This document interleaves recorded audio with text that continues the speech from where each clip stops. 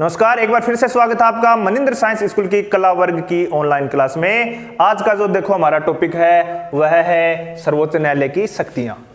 सर्वोच्च न्यायालय का जो गठन है वो हमने पिछले वीडियो में पढ़ लिया था। आज जो हम पढ़ने जा रहे हैं वो है सर्वोच्च न्यायालय की शक्तियां।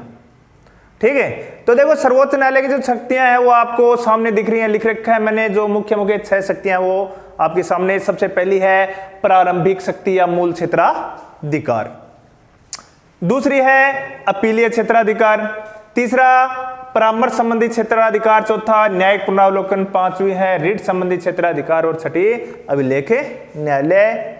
ठीक है, तो देखो क्रम वाइज इन सब का अपने आज अध्ययन करेंगे, लेकिन उससे पहले एक जरूरी बात, देखो जो सारा वीडियो वो ध्यान से आपको देखना है, क्योंकि वीडियो के अंत में 2 या 3 मैं आपसे प्रश्न पूछूंगा जिसका जवाब आपको नीचे कमेंट बॉक्स में लिखकर भेजना है। तो जवाब वही बच्चा दे सकेगा जो इसको ध्यान से मतलब देखेगा। यूट्यूब पर ही नीचे कमेंट बॉक्स, इसमें आपको जवाब देना है, न कि व्हाट्सएप पर। अब देखो सबसे पहले सर्वोच्च न्यायालय का मूल क्षेत्राधिकार। मूल क्षेत्राधिकार क्या है इसको देखो समझाने का काम मैं यहां करूंगा। ठीक है, मूल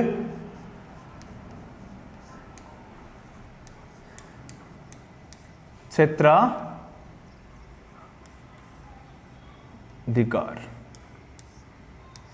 या इसको बोलते हैं प्रारंभिक क्षेत्राधिकार। क्या होता है मूल क्षेत्राधिकार या प्रारंभिक क्षेत्राधिकार? इसका देखो अर्थ यह है कि कुछ मुकदमे ऐसे होते हैं जिनकी सुनवाई का अधिकार सिर्फ कौन से न्यायालय को है? सर्वोच्च न्यायालय को। उस दिन मैंने आपको बताया था कि 4 प्रकार की अदालतें होती है, अधीनस्थ, जिला, उच्च न्यायालय और सर्वोच्च न्यायालय।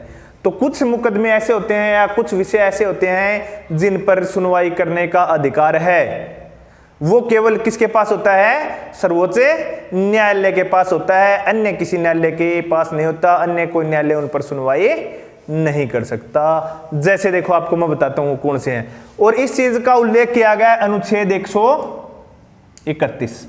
ठीक है, मान लो किसी राज्य का केंद्र के साथ, किसके साथ विवाद हो जाए? राज्य का केंद्र। यहां 2 पार्टियां हैं, एक राज्य और एक केंद्र। तो राज्य का जो विवाद है वो किसके साथ हो जाए? केंद्र के साथ है। तो ऐसी स्थिति में कौन सा न्यायालय है वो फैसला देगा या सुनवाई कौन से न्यायालय में होगी? सर्वोच्च न्यायालय में होगी। यहां राज्य के न्यायालय में सुनवाई क्यों नहीं हो रही है? मान लो राजस्थान राज्य का है, राजस्थान राज्य का कोई मुकदमा है, केंद्र सरकार के साथ कोई विवाद है, तो अगर राजस्थान राज्य के उच्च न्यायालय में, जो कि जोधपुर में है, अगर राजस्थान राज्य का उच्च न्यायालय इसकी सुनवाई करता है तो फिर वो अपने राज्य की पक्ष करेगा, पक्षपात हो सकती है। इसलिए ऐसे मुकदमे हैं वो सिर्फ कौन से? सर्वोच्च न्यायालय में ही दायरे होते हैं, और इनकी जो सुनवाई है वो भी कहां पर होती है? सिर्फ सर्वोच्च न्यायालय में ही होती है, न कि अन्य किसी न्यायालय में। ठीक है, तो दूसरा, किसी एक राज्य का दूसरे राज्य के साथ क्या हो जाए? विवाद। ठीक है ना, एक राज्य का दूसरे राज्य के साथ विवाद, जैसे राजस्थान का पंजाब के साथ विवाद हो जाए। जैसे हरियाणा और पंजाब के तो विवाद चलते रहते हैं ना, नहरी जो पानी है, जल है, इसको लेकर। इसी प्रकार देखो एक राज्य का दूसरे राज्य के साथ क्या हो जाए? विवाद हो जाए। तो ऐसे विवादों का जो निपटारा है, सुनवाई है, वो कौन से न्यायालय में होगी? सर्वोच्च न्यायालय करता है। क्योंकि अगर राजस्थान का न्यायालय इसकी सुनवाई करेगा उच्च न्यायालय, तो फिर ये पक्षपात करेगा, राजस्थान का न्यायालय राजस्थान के साथ मतलब पक्षपात करेगा ना। अगर पंजाब है, पंजाब का उच्च न्यायालय अगर इसकी सुनवाई करता है तो किसके पक्ष में निर्णय देगा? हो सकता है पंजाब के पक्ष में। ठीक है, तो यहां पर ये लड़ाई को मिटा दिया, बिल्कुल ही मिट दिया लड़ाई। अब ये लड़ाई नहीं रहेगी यहां पर बिल्कुल भी। न तो राजस्थान का उच्च न्यायालय इस पर सुनवाई करेगा, नहीं पंजाब का यहां पर सुनवाई का अधिकार है किसको दिया गया है? सर्वोच्च न्यायालय को। इसमें अनुच्छेद कौन सा है? अनुच्छेद 131। ठीक है, यह है अपील प्रारंभिक मूल क्षेत्राधिकार। प्रारंभिक या मूल क्षेत्राधिकार यानी कि ऐसे मुकदमे जिनकी सुनवाई करने का अधिकार केवल किसको है? सर्वोच्च न्यायालय को। और उसमें मुख्य तौर पर 2 प्रकार के विवाद आते हैं। एक तो किसी राज्य का केंद्र के साथ है, और दूसरा एक राज्य का दूसरे राज्य के साथ, ठीक है ना। ये कौन से प्रारंभिक क्षेत्राधिकार में आता है? कौन से क्षेत्राधिकार में? प्रारंभिक या मूल क्षेत्राधिकार में आता है। और ये व्यवस्था कौन से अनुच्छेद में? देखो यहां पर जो सबसे ज्यादा याद रखने वाली बात है ना, वो है अनुच्छेद। किसी भी चीज का अपने अध्ययन करते हैं तो उसमें अनुच्छेद, संविधान संशोधन, जिस प्रकार इतिहास में सन याद करने बहुत जरूरी होते हैं, उसी प्रकार जो राजनीति विज्ञान है इसमें अपने अनुच्छेद हैं बहुत जरूरी होते हैं, तो इनको ध्यान रखा करो, ठीक है। तो देखो ये सबसे पहली हो गई प्रारंभिक या मूल क्षेत्राधिकार हो गया अपना। अब देखो अगला देखेंगे अपने इसमें ही अपीलीय क्षेत्राधिकार, ठीक है। कैसा क्षेत्राधिकार है? अपीलीय, यानी कि सर्वोच्च न्यायालय, अपील क्या होती है? नीचे के न्यायालय द्वारा किसी फैसले से असंतुष्ट होकर ऊपर के न्यायालय में उस केस को ले जाना क्या होता है? अपील होती है, ठीक है। मान लो उच्च न्यायालय में विवाद चल रहा है, उच्च न्यायालय में कोई विवाद चल रहा है, ठीक है। उस विवाद को हम कहां ले जा सकते हैं? सर्वोच्च न्यायालय में, सर्वोच्च न्यायालय में, ठीक है। या सर्वोच्च न्यायालय उच्च न्यायालय में उस विवाद को स्वयं भी मंगा सकता है। लेकिन इसके लिए देखो उच्च न्यायालय से अगर सर्वोच्च न्यायालय में कोई विवाद ले जाना है, अपील करनी है ना, ऊपर के न्यायालय में अगर अपने को केस ले जाना है तो क्या होगा? उसके लिए उच्च न्यायालय को प्रमाण पत्र देना पड़ता है कि ये विवाद है वो सर्वोच्च न्यायालय में पेश करने योग्य है या नहीं, क्योंकि सर्वोच्च न्यायालय एक ही है दिल्ली में और इसके पास बहुत सारे मतलब मुकदमों की सुनवाई होती है, तो इसके पास इतना समय नहीं कि हर मुकदमे को ये अपने पास मंगवाए। कुछ जैसे कोई संविधान की व्याख्या से संबंधित कोई विवाद हो जाए, ठीक है, क्या चीजें? कैसे?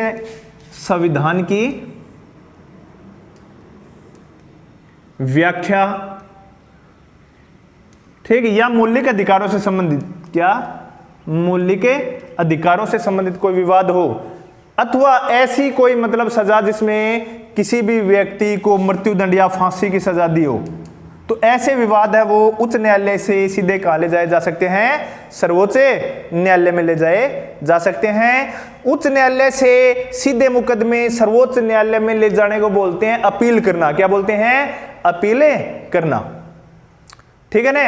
और अपील हमेशा आप याद रखना कि अपने से ऊपर के न्यायालय में अपील होती है। पहले वाले वीडियो में भी बता चुका हूं कि शिकायत जो होती है ना, शिकायत वो बड़े व्यक्ति को की जाती है, न कि छोटे को। भाई जैसे अपने घर में भाई की शिकायत पापा जी से की जा सकती है, ऐसे नहीं है कि पापा जी की शिकायत भाई से होगी, ठीक है ना।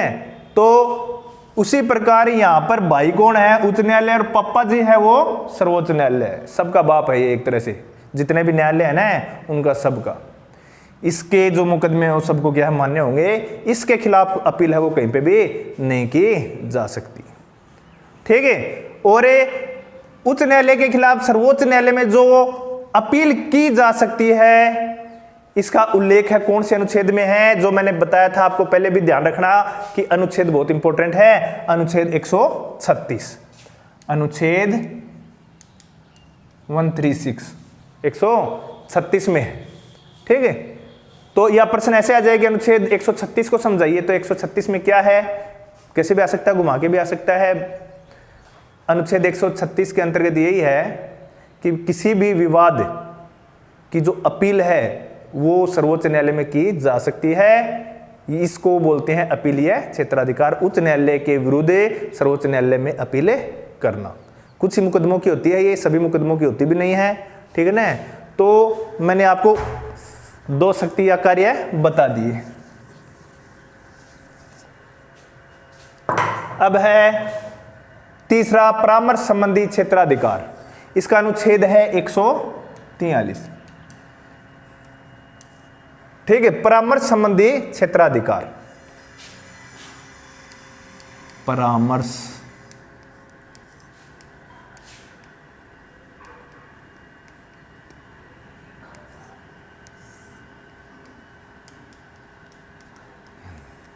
क्षेत्राधिकार को शक्ति भी बोल सकते हैं, ठीक है ना। क्या बोल सकते हैं? शक्ति भी।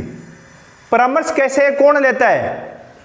मान लो ये सर्वोच्च न्यायालय है, ठीक है। सर्वोच्च न्यायालय का प्रमुख जो न्यायाधीश है, मुख्य न्यायाधीश, ठीक है ना। और ये है भारत का राष्ट्रपति, राष्ट्रपति। भारत के राष्ट्रपति को ऐसा लगे कि कोई सार्वजनिक इस प्रकार का प्रश्न खड़ा हो गया जो सार्वजनिक हित को लेकर है और राष्ट्रपति को समझ नहीं आ रहा कि इसके लिए क्या करना है या क्या नहीं, तो राष्ट्रपति उसके तहत सर्वोच्च न्यायालय के मुख्य न्यायाधीश से परामर्श लेता है कि इसके बारे में अपने को क्या करना चाहिए। इसका उल्लेख है अनुच्छेद 143 में, ठीक है। इसको बोलते हैं परामर्श संबंधी क्षेत्राधिकार, यानी कि परामर्श कौन ले रहा है यहां पर? राष्ट्रपति ले रहा है परामर्श किससे? मुख्य न्यायाधीश से। लेकिन यहां पर जो परामर्श मांगा गया है राष्ट्रपति द्वारा, वो परामर्श मुख्य न्यायाधीश से दे या न दे, परामर्श दे या न दे, वो किसकी मर्जी है? मुख्य न्यायाधीश की है। वो हो सकता है कि परामर्श दे भी दे और नहीं भी दे। मान लो मुख्य न्यायाधीश ने परामर्श दे दिया, परामर्श जाएगा वापस किसके पास है? राष्ट्रपति। अब राष्ट्रपति की भी इच्छा है, मर्जी है कि वो न्यायाधीश द्वारा दिया गया परामर्श माने या न माने, ठीक है। राष्ट्रपति मांगता है परामर्श किसे? मुख्य न्यायाधीश से। मुख्य न्यायाधीश परामर्श दे भी दे या न भी दे, वो इसकी मर्जी है, इसका कुछ भी मतलब इसका नहीं बिगाड़ सकते। अगर इसका मूड नहीं है परामर्श नहीं देने का, परामर्श देने का मूड नहीं है, तो परामर्श देगा भी नहीं। कोई जरूरी नहीं है कि परामर्श देगा ही, मांगा जरूर है, शक्ति है ये, ठीक है ना। लेकिन अगर इसने परामर्श दे दिया तो राष्ट्रपति के भी मूड पे डिपेंड करता है कि उस परामर्श को वो माने या न माने। तो इसको बोलते हैं सर्वोच्च न्यायालय की परामर्श संबंधी शक्ति, और यही शक्ति है वो राष्ट्रपति की भी आ जाती है। राष्ट्रपति की परामर्श संबंधी शक्ति दोनों की है, राष्ट्रपति की भी और सर्वोच्च न्यायालय की भी है। परामर्श कभी कभी मांगा जाता है, कोई सार्वजनिक हित के ऐसे मतलब कोई भी सार्वजनिक हित का कोई प्रश्न ऐसा खड़ा हो जाए कि राष्ट्रपति को भी समझ नहीं आए कि अब क्या करना चाहिए, तो ऐसी स्थिति में राष्ट्रपति के बाद में दूसरा जो शक्तिशाली व्यक्ति होता है, एक तरह से वो क्या होता है? सर्वोच्च न्यायालय का मुख्य न्यायाधीश, तो उसके पास परामर्श के लिए भेजता है वो, ठीक है ना। ये अनुच्छेद 143 बता दिया मैंने। फिर है देखो न्यायिक पुनरावलोकन की शक्ति, अनुच्छेद 100 न्यायिक पुनरावलोकन की शक्ति है अनुच्छेद 131 से 132 में, ठीक है। न्यायिक पुनरावलोकन क्या होता है? पहले तो देखो इसकी एक छोटी सी मैं आपको परिभाषा बता देता हूं कि विधायिका द्वारा कोई ऐसा कानून बन जाए जो संविधान के विपरीत हो, तो ऐसे कानून की समीक्षा करके उसको रद्द करने का अधिकार है वो किसके पास है? न्यायपालिका के पास है। अब देखो समझो, ये हमारी संसद है न्याय व्यवस्थापिका, इसमें दो सदन हैं, लोकसभा और राज्यसभा। ये कोई ऐसा कानून बना देते हैं, मान लो दोनों सदन हैं मिलके, यानी कि संसद एक कानून बना देती है जो संविधान के विपरीत है। जैसे संविधान में लिखा गया है कि लोकसभा का जो कार्यकाल है वो 5 वर्ष का होगा। कितना होता है? 5 वर्ष। लेकिन हमारे नेता मिलके इसको 6 वर्ष कर देते हैं या 8 वर्ष कर देते हैं, मान लो 8 वर्ष, यानी कि एक तरह से अपने आप को प्रधानमंत्री कितने वर्ष तक के लिए निर्वाचित कर दिया? 8 वर्ष के लिए, ठीक है। तो देखो इसके खिलाफ फिर क्या है? न्यायपालिका। दूसरा है देखो न्यायपालिका में रिट लगेगी, न्यायपालिका में रिट लगती है कि ये गलत कानून बन गया है, संविधान के विपरीत है, इसको रोका जाए। तो रिट लगते ही, याचिका लगते ही न्यायपालिका एक बार क्या कर देगी? उस कानून को के ऊपर रोक लगा देगी, रोक लगा दी कानून पर कि एक बार लागू नहीं होगा। विधायिका ने तो कानून बना दिया कि लोकसभा की अवधि कितनी होगी? 8 वर्ष होगी, लेकिन उस पर रोक किसने लगाई? न्यायपालिका ने, ठीक है। और रोक लगा के उसकी समीक्षा करेगी। क्या करेगी? संवैधानिक समीक्षा। समीक्षा का मतलब होता है कि उसको जांचेगी संविधान को मद्देनजर रख के कि 8 वर्ष का कहीं पे जिक्र है क्या या हो सकता है क्या। संविधान में ये लिखा पाएगा कि लोकसभा की अधिकतम जो अवधि हो 5 वर्ष से अधिक कभी हो ही नहीं सकती, 5 वर्ष से ज्यादा हो ही नहीं सकती। तो न्यायपालिका ये पाएगी कि व्यवस्थापिका ने अपनी शक्तियों का क्या किया है, दुरुपयोग किया है। और ऐसी स्थिति में न्यायपालिका उस कानून को क्या कर देगी, रद्द कर देगी हमेशा के लिए, कि ये कानून लागू नहीं होगा, 8 वर्ष की ये जो कार्यकाल होगा ही नहीं। ठीक है, इसको बोलते हैं न्यायपालिका की न्यायिक पुनरावलोकन की शक्ति। यानी कि कोई गलत कानून बन जाए, कोई ऐसा कानून बन जाए जो संविधान के विपरीत हो, तो इस प्रकार के जो कानून को क्या है, न्यायपालिका रद्द कर सकती है। न्यायपालिका की इस शक्ति को बोलते हैं न्यायिक पुनरावलोकन की शक्ति। कौन सी शक्ति बोला जाता है, न्याय के पुनरावलोकन की शक्ति। ऐसा इसलिए किया गया है ताकि क्या है, जो संसद का ये संसद है, ये क्या है, निरंकुश न बन जाए। अगर ऐसा नहीं होगा तो क्या होगा बताओ, ऐसा नहीं होगा तो क्या होगा, मान लो मैं प्रधानमंत्री बन जाता हूं, मान लो, हालांकि मन तो कोई गांव को पंच ही कौन चुना है, ठीक है ना, फिर भी मैं प्रधानमंत्री बन जाता हूं। ऐसा नहीं है कि मेरे में गुण नहीं है, अच्छे लोगों को चुनाव में मतलब नहीं चुना जाता, ठीक है। तो न्यायपालिका है, इसके पास ये शक्ति नहीं हो और मैं प्रधानमंत्री बन जाऊं, और मैं बनते ही प्रधानमंत्री देखूं कि 5 साल के लिए संविधान संशोधन करके 30 साल के लिए कर दूं, तो मैं संविधान संशोधन करके लोकसभा का कार्यकाल कर देता हूं 40 वर्ष, कितना, 30 या 40 वर्ष, यानी कि 40 वर्ष तक प्रधानमंत्री कौन रहूंगा, मैं ही रहूंगा भाई, कार्यकाल ही 40 वर्ष हो गया तो मैं ही रहूंगा। तो ऐसे जो कानून को फिर न्यायपालिका क्या करती है, संवैधानिक उसकी समीक्षा करके रद्द कर देती है, वरना हमारे देश में निरंकुशता आ जाती, शासन है वो स्वेच्छाचारी हो जाता, एक बार कोई भी प्रधानमंत्री चुने जाने के बाद अपना कार्यकाल बढ़ा सकता था वो। ऐसा देखो एक बार हुआ भी हुआ है, ठीक है ना। इंदिरा गांधी के समय में इंदिरा गांधी ने क्या किया था, जो लोकसभा है उसकी अवधि है वो कर दी थी कितने वर्ष है, 6 वर्ष कर दी थी। जो एनसीईआरटी की जो बुक जो सिलेबस था उसमें लिखा हुआ था, पिछला जो 12वीं क्लास का सिलेबस था ना, एनसीईआरटी का जो सिलेबस था उसमें ये चीज़ मतलब लिखी हुई थी कि इंदिरा गांधी है उसने एक बार ऐसा कर दिया था, फिर इंदिरा गांधी ने ऐसा किया तो उसको न्यायपालिका ने इसने रोका नहीं, रोका था, रोकने का प्रयत्न भी करती, लेकिन इंदिरा गांधी ने सबसे पहले क्या किया, न्यायिक पुनरावलोकन की शक्ति खत्म कर दी न्यायपालिका की, तो फिर रोके कहाँ से। लेकिन उसके बाद में वो देखो इसके परिणाम है वो कांग्रेस पार्टी और इंदिरा गांधी सहित सभी मुख्य नेताओं को भुगतने पड़े थे, जेल भी गए थे वो। तो इस प्रकार अगर हम संविधान से छेड़छाड़ करते हैं ना, कोई भी सरकार है, तो क्या है वो न्यायपालिका फिर उसको बख्शती नहीं, ठीक है ना। तो न्यायिक पुनरावलोकन की शक्ति मैंने आपको बता दी है। अब देखो ये सर्वोच्च न्यायालय की शक्ति है, कौन से अनुच्छेद में आती है, 131 से 132।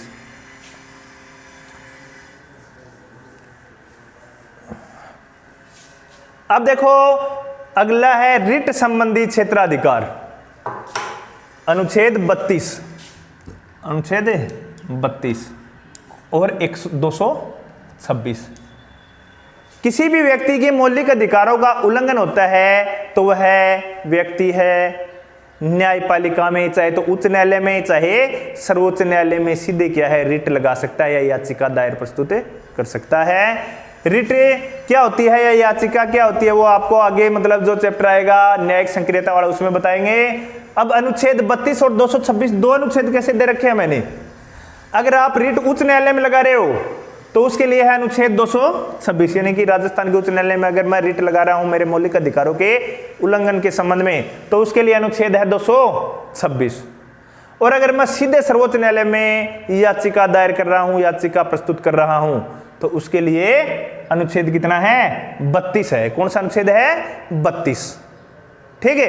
तो रीट है वो अनुच्छेद 226 और अनुच्छेद 32 में लगा सकते हैं। कैसे लगाते हैं, किस प्रकार रीट लगती है वो मैं आपको बताता हूं, किस प्रकार मौलिक अधिकारों का उल्लंघन होता है। मान लो कि मेरा मौलिक अधिकार है समानता का अधिकार, जिसके अंतर्गत जाति के आधार पर मेरे साथ या धर्म के आधार पर मेरे साथ क्या नहीं किया जा सकता, भेदभाव नहीं किया जा सकता। लेकिन मेरी जाति है, उसके कारण अगर मेरे साथ भेदभाव सरकार द्वारा किया जाता है, अवसरों की समानता है वो मेरे से छीन ली जाती है, किसी नौकरी में मेरे को वंचित रख दिया जाता है, तो ऐसी स्थिति में फिर मेरे पास एक ही चारा बचता है। कौन सा चारा, न्यायपालिका की शरण लेना, संवैधानिक उपचारों के अधिकार के अंतर्गत। तो अगर मेरे को राजस्थान के उच्च न्यायालय में रिट लगानी है, वो याचिका लगानी है, यानी कि मैं अर्जी पेश करूंगा एक कि मेरे फलाने फलाने अधिकार का हनन हुआ है, इस अधिकार को बहाल किया जाए। तो उच्च न्यायालय में तो रिट लगेगी अनुच्छेद 226 के अंतर्गत और सर्वोच्च न्यायालय में अनुच्छेद 32 के अंतर्गत। मान लो मैं जिस स्थान पर रह रहा हूं वहां पर पर्यावरण प्रदूषण हो रहा है, 2-3 फैक्ट्रियां लग गई हैं सरकार की तरफ से, ठीक है, जिनके धुएं के कारण है, प्रदूषण के कारण है, मेरे को तकलीफ हो रही है, या मेरे घर में कोई फेफड़ों से संबंधित कोई रोगी है, उसको कोई तकलीफ हो रही है, तो उसके खिलाफ भी मैं सरकार के खिलाफ सीधे सर्वोच्च न्यायालय में भी रिट लगाया जा सकती है, मेरे द्वारा मैं लगा सकता हूँ रिटें। और ऐसा बहुत जगह हुआ है कि ऐसी रिटों के बाद उन फैक्ट्रियों को और कहीं पे या तो बंद कर दिया गया और कहीं पे हस्तांतरित कर दिया गया है, ठीक है। तो इनको बोलते हैं याचिका। अगर मैं खुद मेरे लिए लगाता हूं याचिका, रिट लगाता हूं, तो उसको तो बोलेंगे याचिका। और मेरे अधिकारों की बहाली के लिए मेरे को छोड़कर कोई और समाज सेवी या कोई भी व्यक्ति है वो रिट लगा रहा है, तो उसको बोलते हैं जनहित याचिका, ठीक है। कुछ गरीब लोग होते हैं जो खुद तो मतलब रिट लगा नहीं सकते, वो कानूनी न्याय के लिए उनके पास इतना खर्चा वगैरह पैसे वगैरह होते नहीं, तो उनको न्याय दिलाने के लिए कोई वकील है या कोई समाज सेवी है या आपके जैसा या मेरे जैसा कोई भी व्यक्ति सोचता है कि इनको भी क्या न्याय दिलाया जाए, और उन गरीबों की तरफ से वो याचिका दायर कर दे, वकील, समाज सेवी या कोई भी व्यक्ति, उसको बोल देंगे जनहित याचिका, यानी कि जनता के हित के लिए लगाई गई याचिका। और वैसे अगर मैं खुद मेरे लिए लगा रहा हूं तो उसको बोलते हैं याचिका, इंग्लिश में बोलते हैं रिट, ठीक है ना। तो देखो सर्वोच्च न्यायालय में अनुच्छेद याद जरूर रखने हैं, अनुच्छेद 32 और उच्च न्यायालय में 226। एक एक हर टॉपिक में 5-4 अनुच्छेद निकल के आते हैं, और वो कहते हैं ना बूंद बूंद से ही घड़ा भरता है, ठीक है। आपको ये वीडियो अच्छी तरह मतलब इसके अनुच्छेद है वो लिख लेने हैं और इनको देखा करो, कमेंट भी करा करो जो चीज़ मतलब आपको समझ नहीं आए, ठीक है। जितनी मेहनत हम कर रहे हैं, मैं कर रहा हूँ, उससे ज़्यादा आपको मतलब ये मेहनतें करनी है। अब देखो मेरी थोड़ी दिक्कत भी है, गर्दन में खिंचाव आ रहा है, लेकिन फिर भी अब मैं आपके लिए वीडियो बनाने के लिए यहाँ पर आया हूँ कि बच्चों का भला हो जाए, तो आपको भी इस चीज़ को ध्यान में रखना है। अगली है अभिलेख न्यायालय, अनुच्छेद 129 के तहत। अभिलेख न्यायालय क्या होता है? अभिलेख न्यायालय का मतलब होता है कि सर्वोच्च न्यायालय के द्वारा दिए गए फैसले मान्य होंगे। इनकी एक तो क्या नहीं कर सकते अपने, अवमानना, अवमानना नहीं कर सकते। अवमानना क्या होती है? मान लो किसी व्यक्ति को अदालत ने सजा दे दी कि तेरे को 10,000 रुपए अर्थदंड दिया जाता है, 10,000 रुपए तू जुर्माना अदा कर, और उस व्यक्ति ने देखा भाई हाँ ठीक है, क्या है, नोटिस दे दिया, मैं तो 10,000 रुपए नहीं दूंगा, तो फिर देखो इसको बोलते हैं अवमानना, यानी कि अदालत की जो फैसला है उसको नहीं मानना। तो फिर देखो सर्वोच्च न्यायालय उस व्यक्ति को 6 माह के कारावास की सजा भी सुना सकता है, तथा जो अर्थदंड है वो तो देना ही होगा, साथ में 6 महीने की सजा। कई बार देखो कई बिजली विभाग से नोटिस आते हैं कि आपका कनेक्शन है वो काट दिया जाएगा अगर बिल नहीं भरा, तो हम क्या कहते हैं, छोड़ना, ऐसे नोटिस आते रहेंगे, उन पर ध्यान नहीं देते। लेकिन ऐसा ही अगर नोटिस कहां से आ जाए, सर्वोच्च न्यायालय से आ जाए, उसकी अपनों ने अवमानना कर दी, हमने नहीं माना, तो वहां पर अपने को दिक्कत हो सकती है, 6 महीने की सजा हो सकती है। इसको बोलते हैं, इसीलिए सर्वोच्च न्यायालय को क्या बोला जाता है, अभिलेख न्यायालय, क्योंकि इसके द्वारा सुनाए गए जो फैसले हैं वो सभी जगह क्या होंगे, मान्य होंगे। और दूसरा, इसके द्वारा दिए गए साक्ष्य हैं वो क्या है, सभी अदालतों को मान्य होंगे। सबूत के तौर पर कोई अदालत मना नहीं कर सकती कि हम सर्वोच्च न्यायालय के दिए गए फैसले उसको नहीं मानेंगे, ठीक है। एक इसको अभिलेख न्यायालय क्यों कहा जाता है, क्योंकि इसकी निंदा नहीं की जा सकती। जैसे हम देखो प्रधानमंत्री की निंदा कर सकते हैं, समाचारों में भी प्रधानमंत्री जो कार्य कर रहा है उसकी मतलब निंदा की जा सकती है, किसी भी व्यक्ति की निंदा की जा सकती है, क्रिकेटरों की भी निंदा हो जाती है, आलोचना जिसको बोलते हैं, अपने टीवी चैनल भी कर सकते हैं, अपने भी कर सकते हैं सार्वजनिक तौर पर, ठीक है।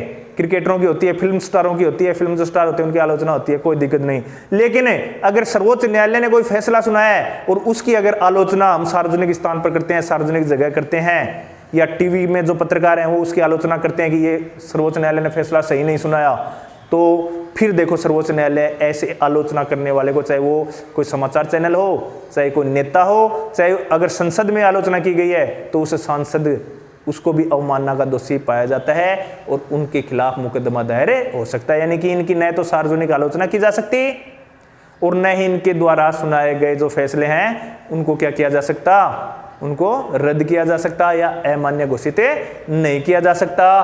तो ये देखो अभिलेख न्यायालय हो गया। तो आज के अपने देखो जो शक्तियां थी ना, जितनी शक्तियां थी वो लगभग सभी होगी। अब देखो मैंने आपको रिट संबंधी क्षेत्राधिकार शक्ति बताई थी अनुच्छेद 32। मुख्य जो रिट है वो कितने प्रकार की होती हैं, कौन कौन सी रिट हैं वो लगती हैं, उसके बारे में अब अपने क्या है अभी जिक्र करते हैं। मैं इस बोर्ड को मिटा देता हूं। अब देखो जो प्रमुख रिट हैं उनके बारे में अपने देखो थोड़ी सी जानकारी प्राप्त करते हैं, कौन कौन सी प्रमुख रिट हैं।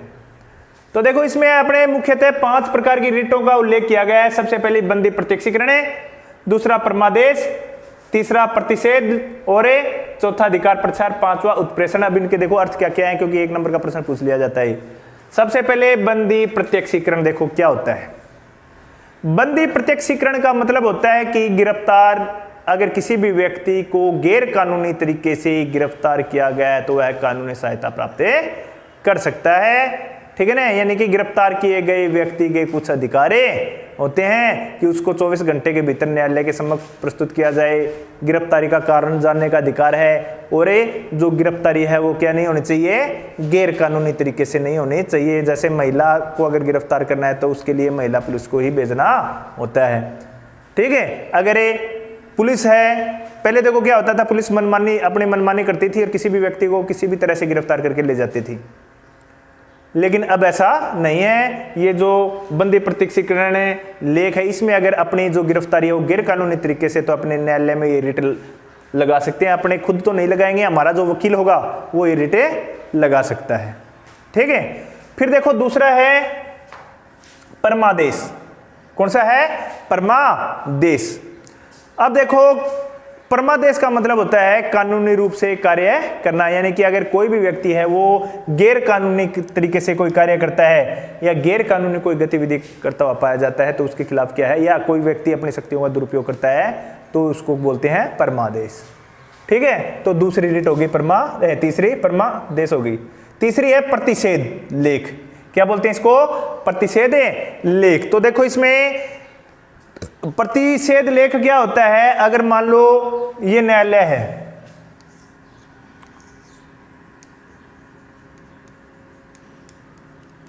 उच्च न्यायालय, कौन सा, उच्च न्यायालय, और ये जैसे मैंने आपको बताया था कि कुछ मामले ऐसे होते हैं जिन पर सुनवाई है वो केवल सर्वोच्च न्यायालय ही कर सकता है, उच्च न्यायालय नहीं कर सकता। यहां पर उच्च न्यायालय अपनी शक्तियों का प्रयोग न करते हुए अपनी शक्तियों से अधिक शक्तियों का प्रयोग करने लग जाए, ऐसा मुकदमा अपने पास बुला ले जो इसके योग्य हो ही नहीं, यानी कि इसके पास उसका अधिकार हो ही नहीं। जैसे 2 राज्यों के मध्य के विवाद, यानी कि कोई भी न्यायालय है, चाहे वो जिला अदालत है या फिर उच्च न्यायालय है या फिर अधीनस्थ न्यायालय है, अगर ये न्यायालय क्या करें, अपनी शक्तियों का दुरुपयोग करने लग जाए, ऐसे मुकदमे अपने पास मंगा लें जिनको सुनवाई करने का उनके पास अधिकार है नहीं, कि अपनी शक्ति से ज्यादा क्या करने लग जाए, वो ज्यादा शक्ति का उपयोग करने लग जाए, तो उच्च न्यायालय यानी कि बड़े न्यायालय द्वारा, उससे ऊपर के न्यायालय द्वारा इनको ऐसा करने से रोका जाता है। और उसको रोकने के लिए जो लेख जारी किया जाता है उसको बोलते हैं प्रतिषेध लेख। अब है अधिकार प्रच्छा। क्या चीज है, अधिकार प्रच्छा। तो देखो क्या होता है अधिकार प्रच्छा, आपको बताता हूं। देखो अधिकार प्रच्छा में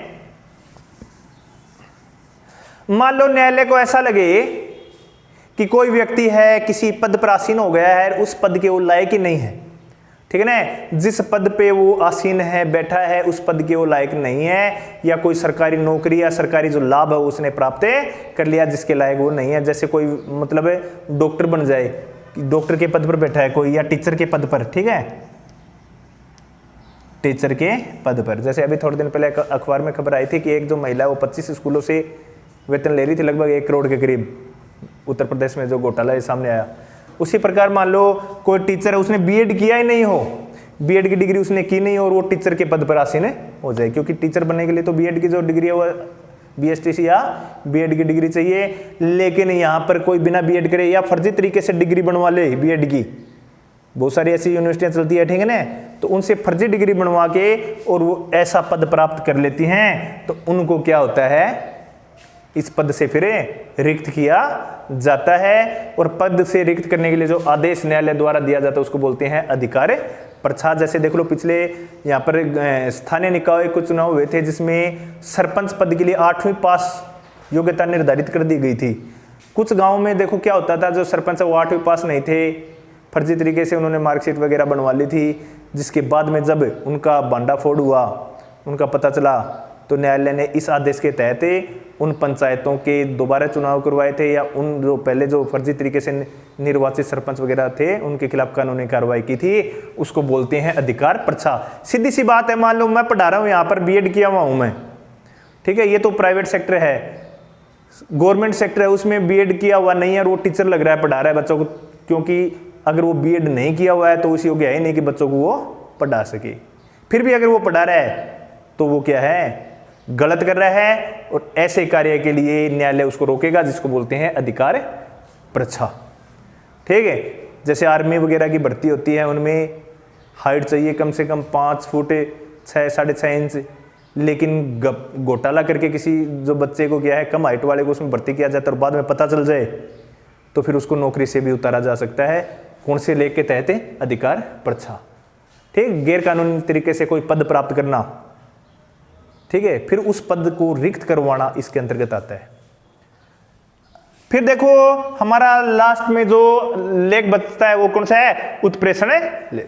ये देखो संवैधानिक उपचारों के अधिकार से संबंधित है, किसी भी मौलिक अधिकार का उल्लंघन होने पर अपने देखो न्यायालय में जाते हैं ना, इसी प्रकार का ये क्या है कि लेख है जिसको उत्प्रेषण लेख, इसमें भी अपने क्या न्यायालय में जा सकते हैं। तो ये देखो आज का जो हमारा टॉपिक था न्यायालय की, सर्वोच्च न्यायालय की शक्तियां। ठीक है, सर्वोच्च न्यायालय कौन सा, जो सबसे बड़ा जो न्यायालय था। अब ये जितनी भी शक्तियों का अपने उल्लेख किया है ना, जितनी भी सर्वोच्च न्यायालय की शक्तियों का उल्लेख किया है, उसके अनुच्छेद मैंने आपको पहले बता दिए थे। सर्वोच्च न्यायालय की जो शक्तियों के अनुच्छेद है ना, उस दिन मैंने आपको बताया था कि देखो 124 में 23 जोड़ो, ठीक है, 23 जोड़ो 147, तो 124 से 147 तक ये शक्तियां आती हैं। ठीक है ना। सर्वोच्च न्यायालय भारत का जो केंद्रीय न्यायालय है, सबसे ऊंचा न्यायालय है, और इसका स्थान है वो कहाँ पर है, दिल्ली में है। ठीक है, और इसकी एक जो खंडपीठ है वो इलाहाबाद में है। अब देखो समय होता है आज के जो प्रश्न है वो पूछने का। अब मैं देखो आपसे 2 या 3 प्रश्न हैं वो पूछूंगा, जिसके जवाब आपको नीचे यूट्यूब का जो कमेंट बॉक्स है, यूट्यूब का जो अभी आप देख रहे हो यूट्यूब, उसके नीचे आप उसको थोड़ा नीचे देखोगे तो कमेंट बॉक्स आता है, उसके अंदर उसके जवाब देने हैं। ठीक है ना।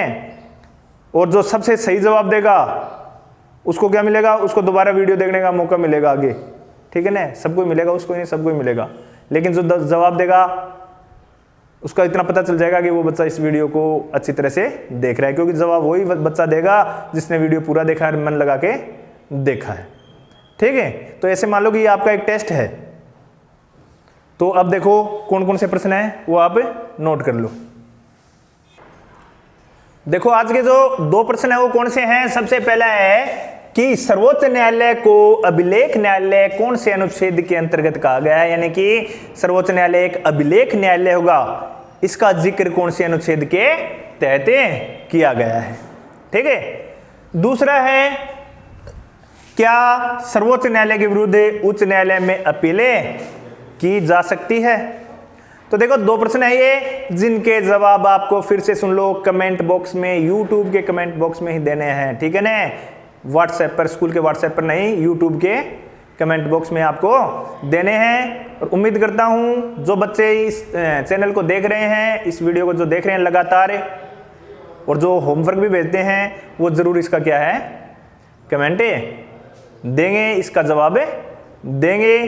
तो हर वीडियो के अंत में अब से मैं आपका ये मान लो कि एक तरह से आपकी ये परीक्षा है, टेस्ट है, जिससे आपको कोशिश ये करना कि दोबारा वीडियो को बिना देखे आप क्या इसका उत्तर दे सकें। पहले में देखो अनुच्छेद लिखना है, दूसरे में हाँ या ना। ठीक है ना। तो इसमें जवाब कैसे देना है, जैसे नंबर 1 उसका अनुच्छेद लिख देना आगे, फिर कोमा लगा के नंबर 2 या वैसे नंबर 2 लिख के हाँ या ना या यस या नो, इतने आपको उत्तर देना है। तो आज का जो वीडियो है सर्वोच्च न्यायालय की हमारी शक्तियां वो कंप्लीट होती है। इसका जो गठन है वो इसे पहले मैंने आपको बता दिया है।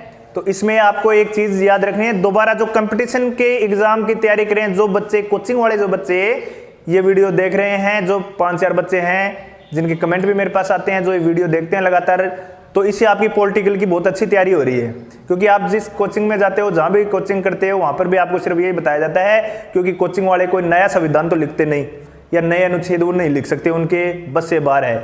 जो चीज़ें यहाँ बताई जा रही है वही वो बताएंगे। तो इससे आपकी बहुत बेहतरीन तैयारी हो रही है। लगातार पहले से लास्ट तक जितने वीडियो हैं वो सारे देखें, इसमें आपको प्लेलिस्ट में सारे वीडियो मिल जाएंगे, ठीक है ना।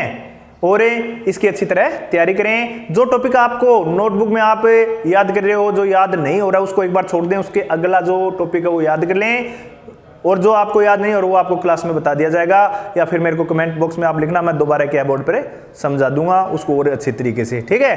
तो मिलते हैं कल अगले वीडियो के लिए, तब तक के लिए धन्यवाद। जय हिंद।